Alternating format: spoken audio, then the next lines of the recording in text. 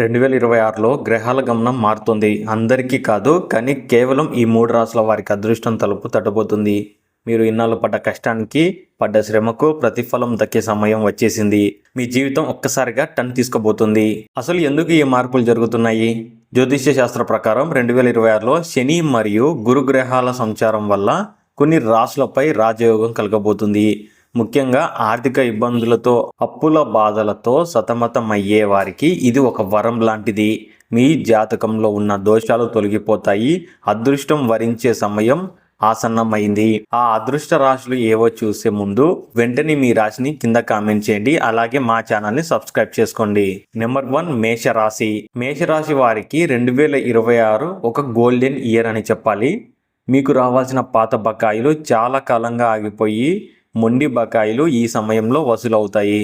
కొత్త వ్యాపారాలు మొదలు పెట్టడానికి లేదా పెట్టుబడులు పెట్టడానికి ఇది అత్యంత అనుకూలమైన సమయం. కుటుంబంలో ఉన్న గొడవలు సర్దుమణిగి ప్రశాంతత లభిస్తుంది.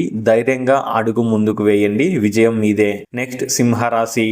ఉద్యోగస్తులకు ఎదురుచూస్తున్న ప్రమోషన్ లేదా భారీ జీతం పెరుగుదల ఖాయంగా కనిపిస్తుంది. సమాజంలో మీ గౌరవ మర్యాదలు పెరుగుతాయి. మీరు చేసే ప్రతి పనిలో గుర్తింపు లభిస్తుంది. నిరుద్యోగులకు మంచి సంస్థలో ఉద్యోగ అవకాశాలు లభిస్తాయి. మీ ఆత్మవిశ్వాసమే మిమ్మల్ని శిఖరాగ్రాన నిలబెడుతుంది. నెక్స్ట్, వృశ్చిక రాశి. ఆకస్మిక ధన లాభం కలిగే అవకాశం ఎక్కువగా ఉన్నాయి. అంటే లాటరీ రూపంలోనో లేదా పూర్వీకుల ఆస్తి రూపంలోనో కలిసి వస్తుంది.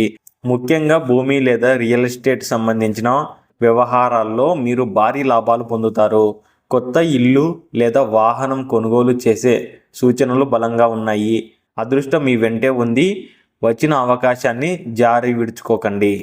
చూసారుగా, ఈ 3 రాశుల వారికి 2026 ఒక అద్భుతమైన ఏడాది కాబోతుంది.